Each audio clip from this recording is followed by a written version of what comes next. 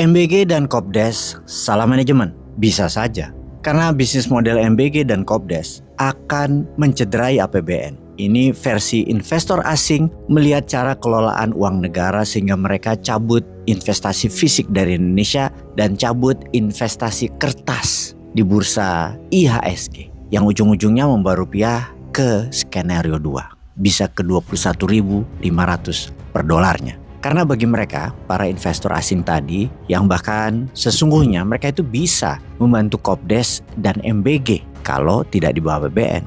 Jadi itulah seharusnya mereka inginkan, membangun MBG dan Kopdes tidak pakai APBN, tapi swasta atau mitra swasta.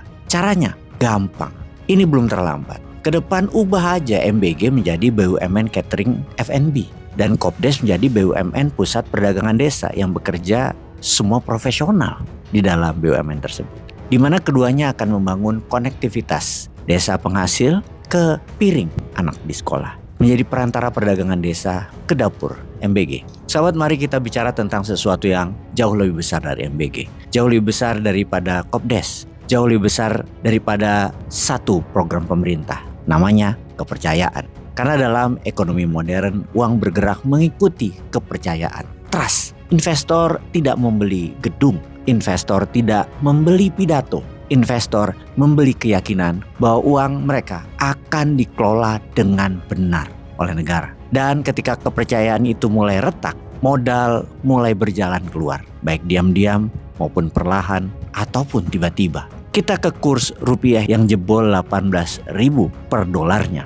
Banyak orang berpikir nilai tukar rupiah ditentukan oleh Bank Indonesia. Ya, pendapat itu sebagian kecil ada benarnya, tapi tidak sepenuhnya.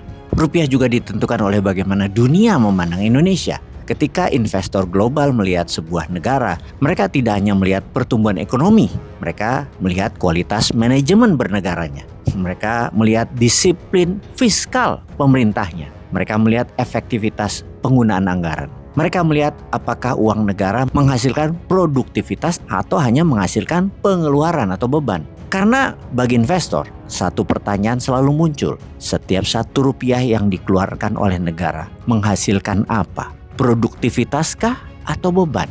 Sekarang bayangkan dari sudut pandang investor asing. Mereka melihat program-program besar dengan nilai ratusan triliun rupiah. Mereka bertanya apakah program itu bisa berdiri sendiri secara ekonomi? Apakah ada model bisnis yang jelas? Apakah ada jalur menuju keberlanjutan? Apakah ada pengelolaan profesional yang berasal dari industri terkait? Atau semuanya bergantung pada APBN? Karena ketika sebuah program hanya hidup dari suntikan anggaran negara, investor mulai menghitung resiko defisit, resiko pembengkakan hutang, resiko tekanan fiskal, resiko pelemahan mata uang. Bukan soal MBG atau Kopdesnya, tapi soal desainnya. Mengapa program sebesar ini harus selalu diposisikan sebagai pengeluaran APBN? Mengapa tidak dibangun menjadi entitas ekonomi yang mandiri? Kalau MBG adalah korporasi makanan terbesar di Indonesia, mengapa tidak dikelola seperti perusahaan catering nasional atau internasional? Kalau Kopdes adalah jaringan perdagangan desa terbesar di Indonesia, mengapa tidak dibangun sebagai pusat distribusi komoditas nasional? Karena logikanya sederhana. Kalau skalanya sudah raksasa, cara berpikirnya juga harus korporasi, bukan proyek. Bayangkan model yang berbeda. MBG berubah menjadi perusahaan pangan nasional profesional, dikelola oleh orang-orang yang hidup puluhan tahun di industri makanan. Orang-orang yang memahami logistik, memahami rantai pasok, memahami keamanan pangan, memahami efisiensi operasional. Mereka membeli langsung dari desa, mereka memasok langsung ke sekolah, mereka membangun standar nasional, mereka mengejar efisiensi, mereka mengejar kualitas, mereka mengejar keberlanjutan, bukan sekedar penyerapan anggaran. Lalu Kopdes, jangan hanya menjadi toko, jangan hanya menjadi bangunan, jangan hanya menjadi rak-rak produk. Jadikan Kopdes pusat perdagangan desa, pusat agregasi komoditas, pusat distribusi, pusat logistik, juga pusat pemasaran dan pusat transaksi desa. Desa penghasil cabai terhubung ke dapur MBG, desa penghasil telur terhubung ke sekolah, desa penghasil ikan terhubung ke pusat konsumsi.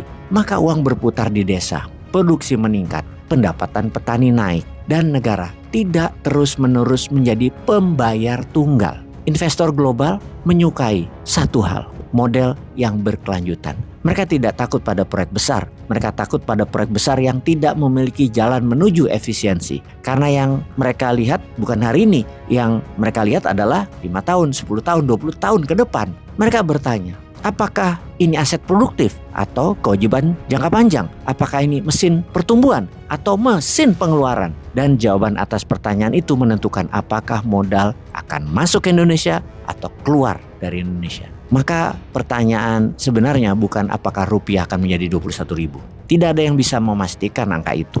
Pertanyaan yang lebih penting adalah apakah Indonesia mampu menunjukkan kepada dunia bahwa setiap rupiah APBN menghasilkan nilai ekonomi yang nyata. Karena ketika kepercayaan tumbuh, ketika modal datang, investasi tumbuh. Ketika investasi tumbuh, lapangan kerja tercipta. Dan ketika itu semua terjadi, rupiah tidak perlu dibela dengan pidato. Rupiah akan dibela oleh kepercayaan pasar itu sendiri. Pada akhirnya, kekuatan sebuah mata uang bukan ditentukan oleh slogan, tetapi oleh keyakinan bahwa negara dikelola dengan baik. Peace.